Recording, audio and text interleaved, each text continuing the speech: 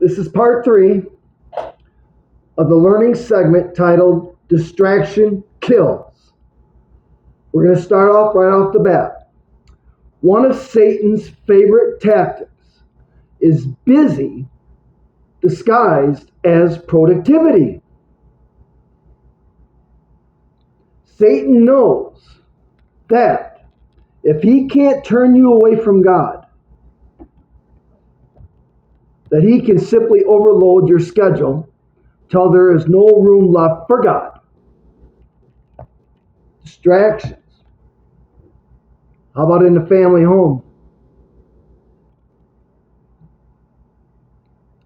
The scripture is titled, Mary and Martha Worship and Serve.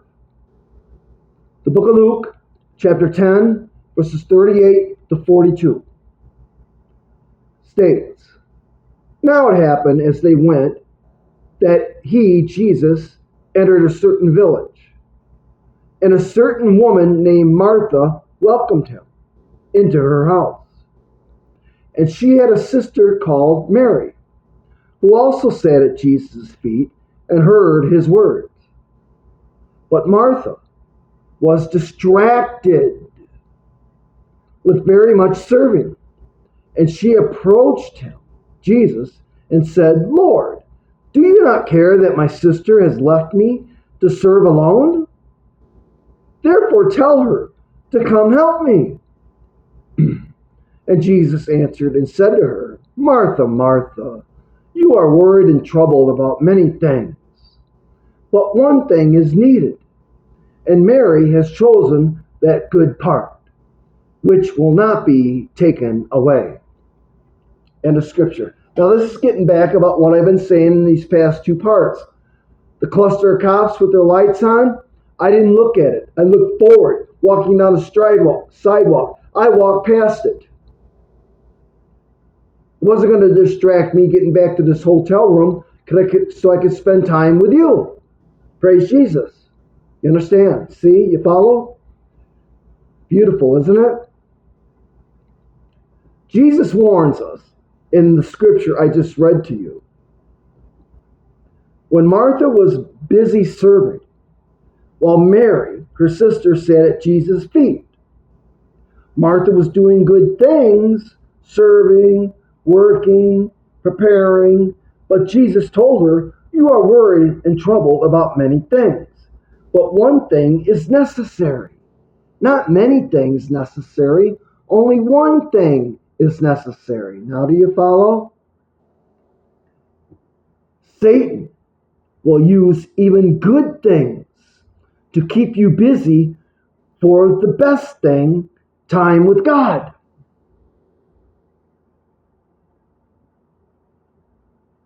Satan will use even good things to keep you busy for the best thing, which is time with God.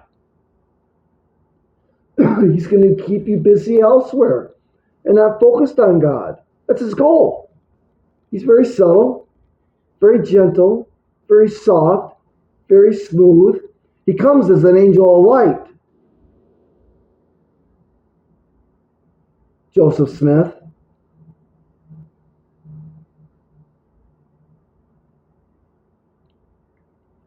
Another strategy of Satan is constant noise. This TV to the right of me in this hotel room, I've been here almost 3 weeks. This hotel room, literally given to me, not once has it been on. The Holy Spirit does not like noise. So another strategy of Satan is constant noise. He knows it. He's not stupid.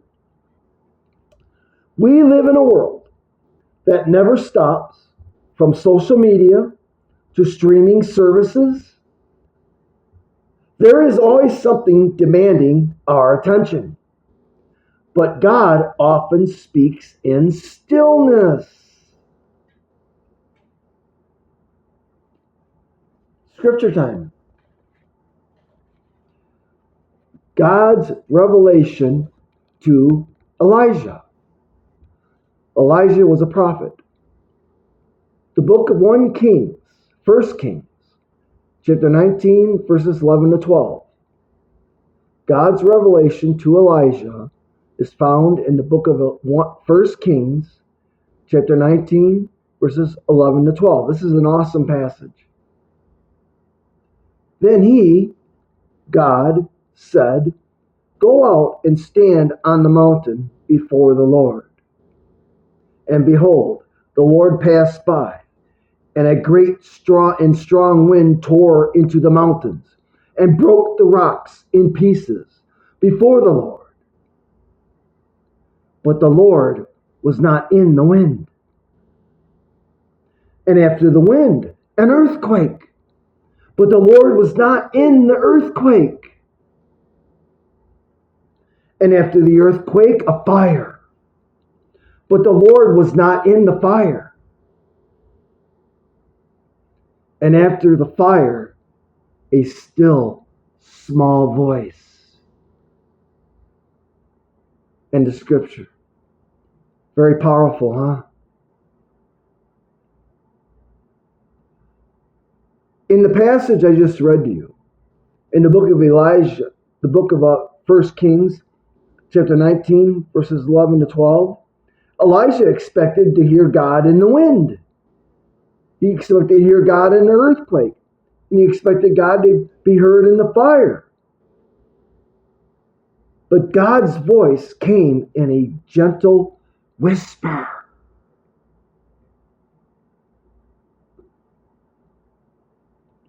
Satan always fills our lives with so much noise that we never slow down enough to hear that whisper. TV's off.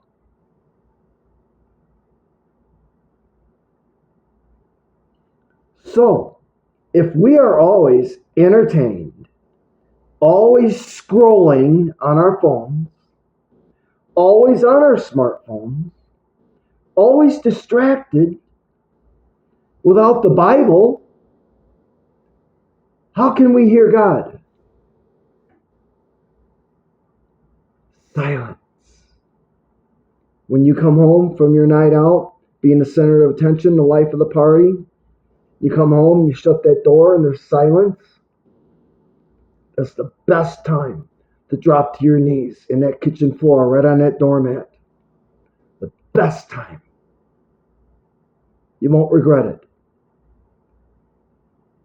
Repent, forgive, and believe Jesus Christ is Lord and Savior in the silence.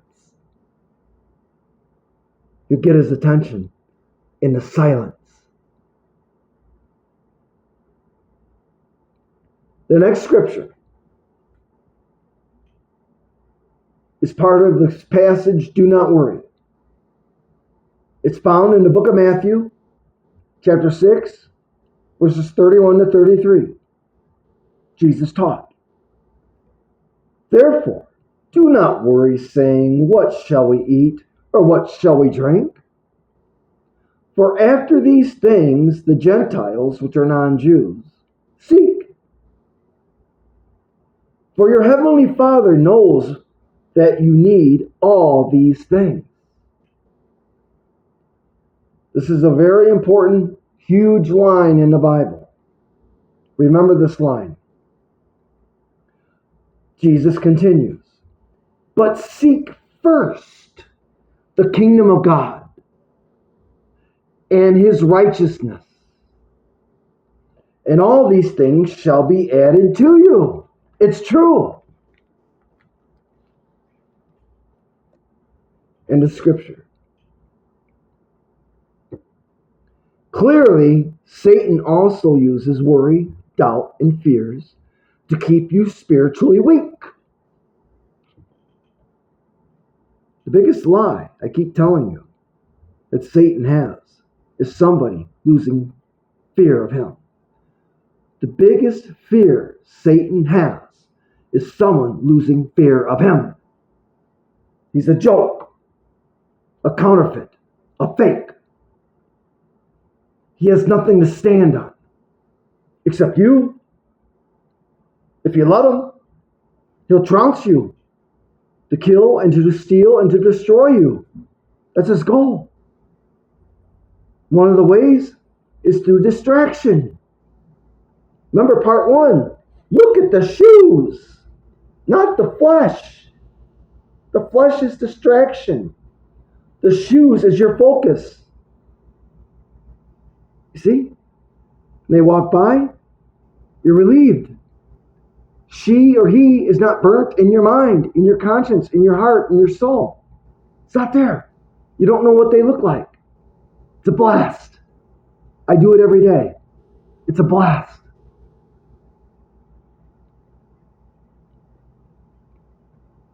The passage I just read to you, the part of do not worry, Jesus says in the book of Matthew, chapter 6, verses 31 to 33, how to combat this. Satan knows that if he can keep you focused on your daily problems, you will never have time to focus on God's promises. Again, I read, Satan knows that if he can keep you focused on your daily problems, you won't have time to focus on God's promises. That's what he wants. He wants to distract you. Now do you see? Again, I'll read a third time. Satan knows that he can keep you focused on your daily problems. You won't have time at all to focus on God's promises. It's a game. Beat Satan at his own game. It's a dog and pony show. That's what distractions are. It's like grasping the wind. Like it says in Ecclesiastes, the book of Ecclesiastes, I think chapter 3. That's all it is. It's nonsense.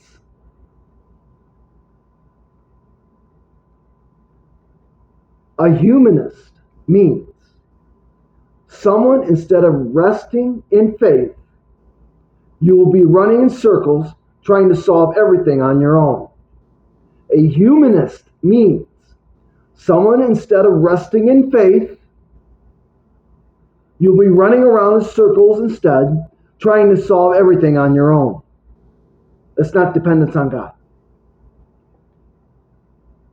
Humanism will be a tool used by the Antichrist to come. Humanism has nothing to do with dependence on God. It has all dependence on you.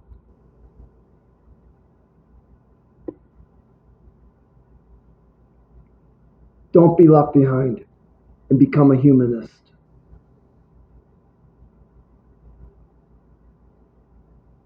Perhaps the most dangerous distraction of all, we would be spiritually complacency. When we don't realize that we drifted. We got to wake up, stay alert, stay vigilant.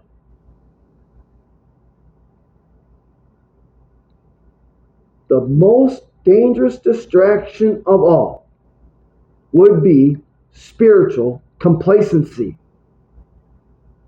When we don't realize that we drifted. Satan is like the serpent in the garden with Eve. Very subtle.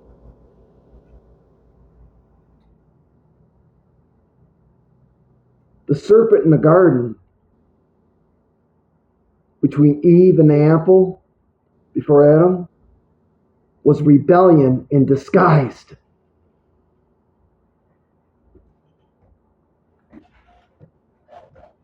You going out Friday night? Think about that. You don't know what you're getting into, do you? Get on this learning channel titled, in the learning segment, titled The Two Boards. It's rebellion in disguise.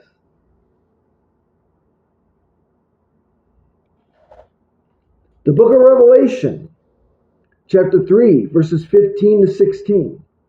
Jesus states, "You are either hot or cold. So because you are lukewarm, I will vomit you out of my mouth.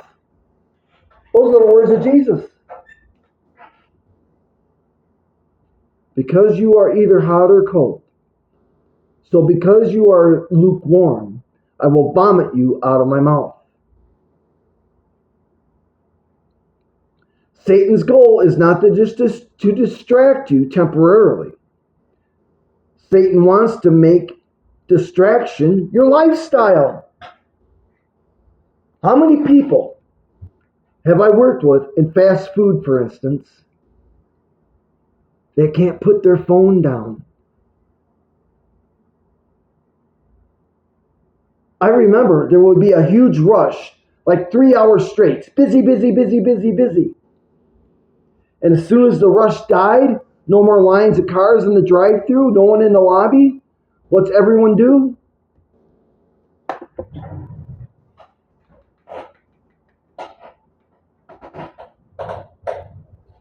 Grab their phone. It's like they can't put down a cigarette.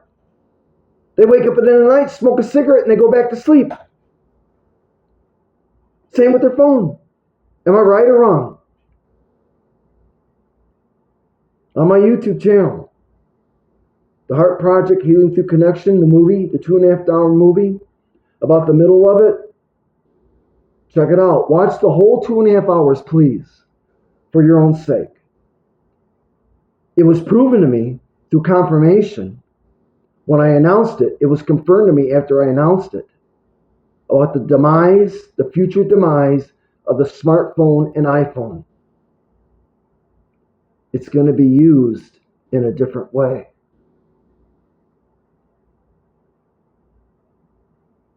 Check it out.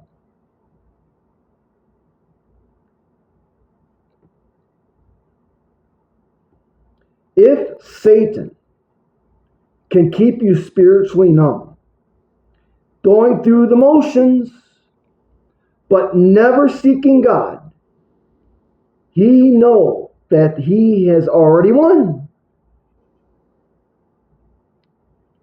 If Satan can keep you spiritually numb, going through the motions, but never seeking God, Satan knows that he has already won.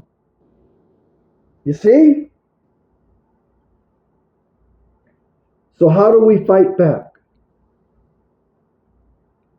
The first step is awareness, discernment.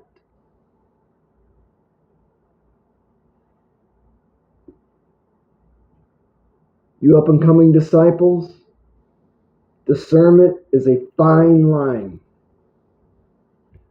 But the more you experience going through discernment, the line gets wider and wider and wider, and you cut it. And you stomp it out.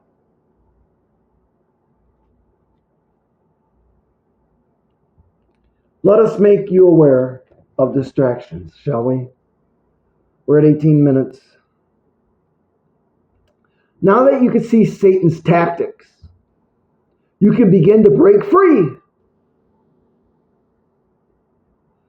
But, there's always a but. It is not enough to simply avoid distraction. You need to replace it. Replace the distraction. I can't see through my hand, double. You need to replace distraction with something greater. Now we will dive into the signs that you are spiritually distracted. Not physically, spiritually. And how to really realign your focus on God before it's too late. Here we go. Now that we have exposed Satan's strategy, the next question is this. How do you know if distraction is affecting your spiritual life? How do you know how a distraction is affecting your spiritual life? Many believers assume that they are fine simply because they still go to church, pray occasionally, or read the Bible. The Sunday morning crowd for an hour. They think they're fine. They think when they leave church after an hour that they did their part. Time to go back into the world.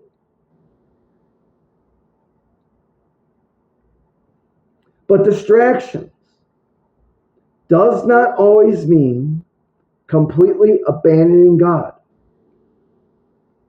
It often means allowing little things to slowly pull your heart away from Him. Let me read again. Distraction does not always mean completely abandoning God. Distraction often means allowing little things to slowly pull your heart away from God.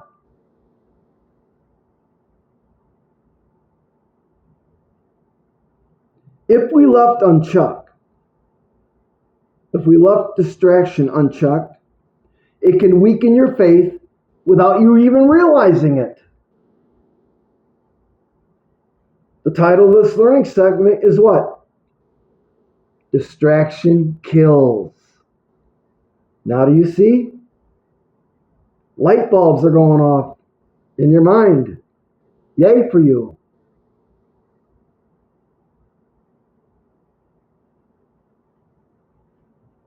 The first thing that distraction is a killer is struggling in prayer life.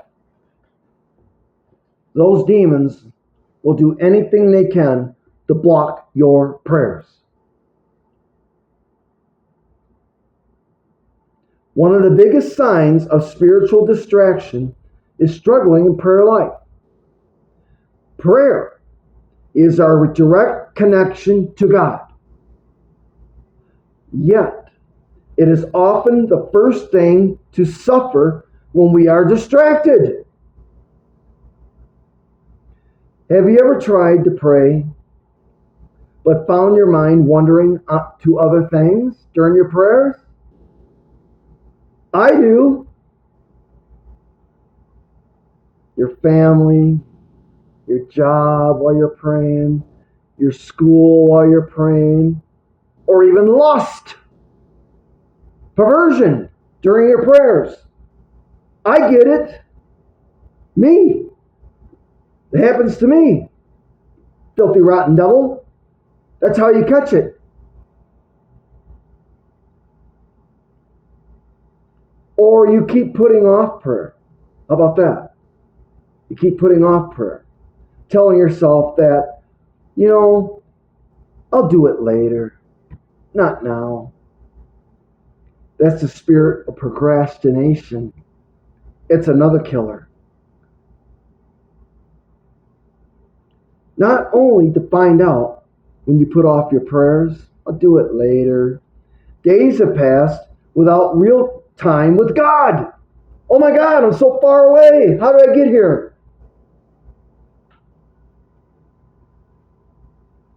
Sunday morning crowd, 1 hour per week at church. How did I get here? Oh no. Again, the spirit of procrastination and distraction, they're related. They're both killers. One of the reasons why my projects got wiped out after the head-on collision, they were in my van for quite a while. In a junkyard. But I had no access to get to that junkyard.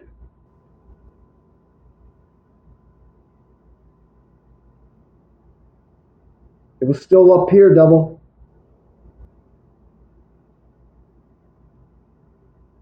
But it taught me a lesson. Just like the dumpster did. Never set your heart on anything in this world. Only set your heart on Jesus. That's what it taught me. And now look it. I'm talking to you on God's YouTube channel. This is not my YouTube channel. It belongs to Jesus. All this wisdom is not for me, it's from Him. He had me redo everything. And look it, before you know, It's not me that's before you, it's him. He's standing right next to you right now. I don't know how he does it. He's omnipresent. I don't know how he does it, but that's how he does it. People on the streets, I always tell them before I part, I don't know how he does it. But when I part from you, Jesus is going with me, but he's also going to remain with you too. Right here on the bench in the bus stop. I don't know how he does it. Talk to him. He's a person. People will think you're nuts. Tell him who you're talking to. You're talking to your creator. Talk to him too, buddy. He'll hear you.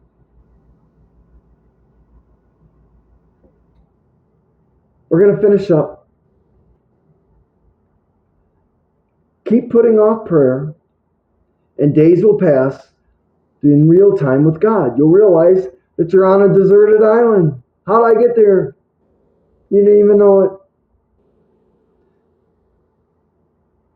This is not a lack of discipline.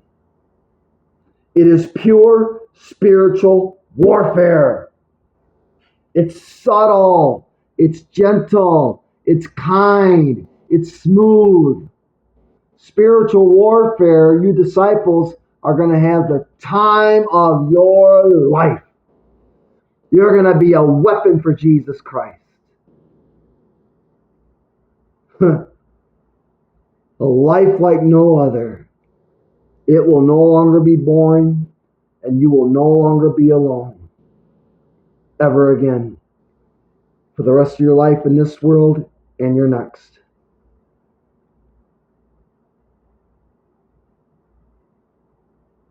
I used to never smile.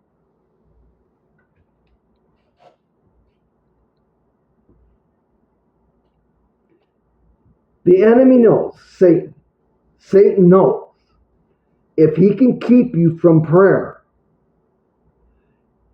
he can keep you from power of God.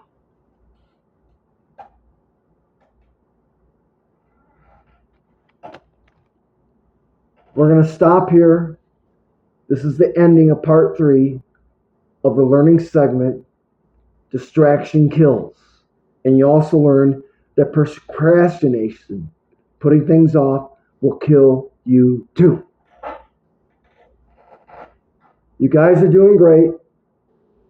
I knew this distraction kills learning segment. You're going to learn a lot and feel better. This whole YouTube channel is to make you feel better, not on the outside, but in the inside. You're going to end up with God in you if you don't already. And you're going to spread God everywhere. A life like no other in Jesus Christ. All glory and honor goes to Jesus for this, to give to you freely.